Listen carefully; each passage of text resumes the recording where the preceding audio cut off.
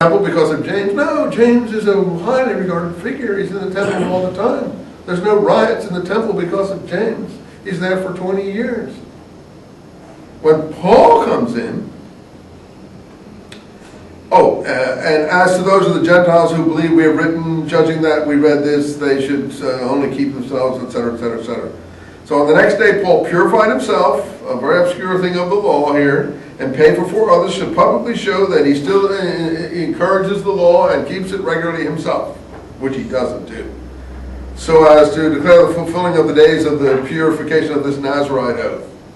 But when the 7 days were about to be completed, some Jews from Asia, that is Asia Minor, who know about him, saw him in the temple and stirred up the people, laying hands on him, crying out, "Men, Israelites, help! This is the man who teaches everywhere against the people, against the law, and against this place." And there's a huge riot, and Paul is unceremoniously ejected and only saved by Roman soldiers. Now, to me, that's so accurate about a picture. Why? It just is so real, the feel for that picture there.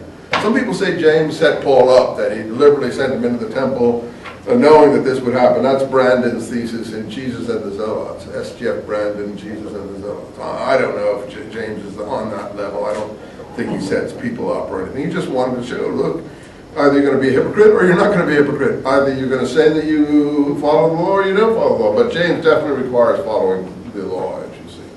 And the crowd, the reaction of the crowd, that's accurate.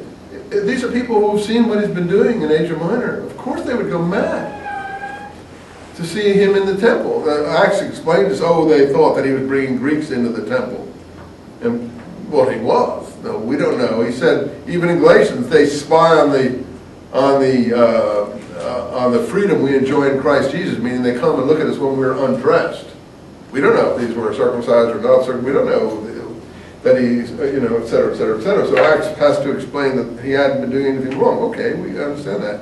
Acts is on his side. But this is an incredible last episode. This is the last meeting between Paul and James before James' death. Paul is rescued. How is he rescued? A contingent of Roman soldiers.